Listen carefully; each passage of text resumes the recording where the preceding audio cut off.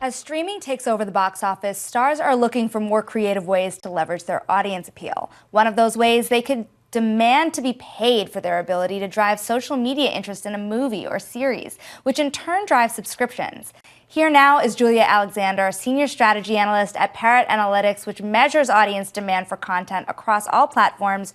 Julia, we saw this happen, for example, with Formula One, which, I spent about a half an hour talking about yesterday with friends. Drive to Survive, I think before the Netflix documentary, I would not have been talking about it. How is that an example of how talent can capitalize on renewed interest in different ideas here? Yeah, that's a great question. And I think let's contextualize for anyone who has not caught up with F1 madness. There was the Abu Dhabi Grand Prix, and it was this wild race between Lewis Hamilton, this all-around F1 superstar, and Max Verstappen. And Max Verstappen overtook Lewis Hamilton, final lap, very exciting.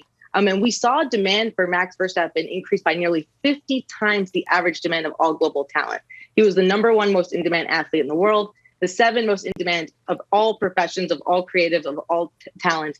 And this directly correlates to Netflix's documentary series, where people have seen an increased interest and increased demand for F1 racing. So if you're his talent agent, or if you're an advertiser and you're kind of looking for a new audience to reach that you could not have reached before, there's this insane amount of new people who are paying attention to F1, who are watching it on Netflix. And that demand leads to real world consumption, real world purchases, and real world attention.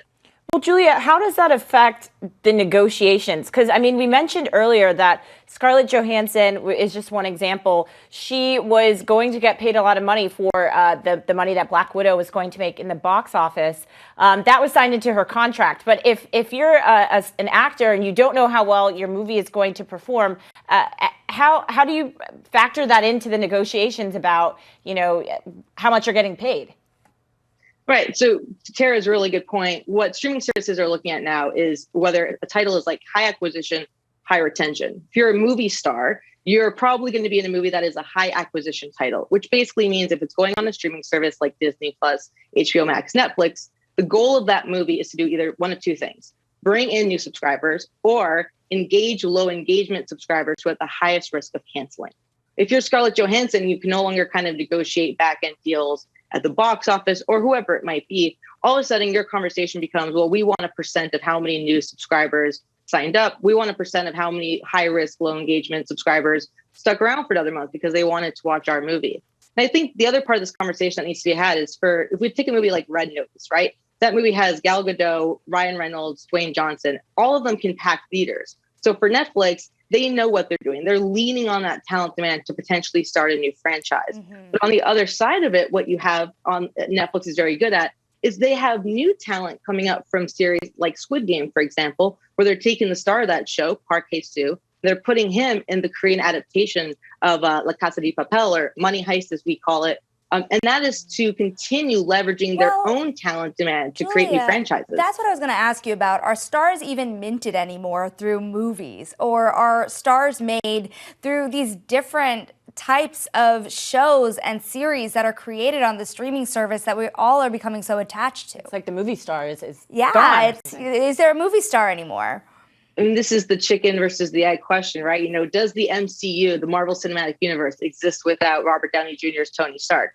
Kevin Feige, who's obviously the overseer of the MCU, says no. And I happen to agree. But I think what we see a lot of now is if you were to join Star Wars or Marvel now, what it's doing for you is boosting your profile. You see a lot of big actors, but also a lot of indie stars. I think of Florence Pugh, for example, who did a lot of indie movies and then was in Black Widow and has seen her profile increase. A great example of this, actually, is if we look at Haley Steinfeld, who was an indie actor, did some music.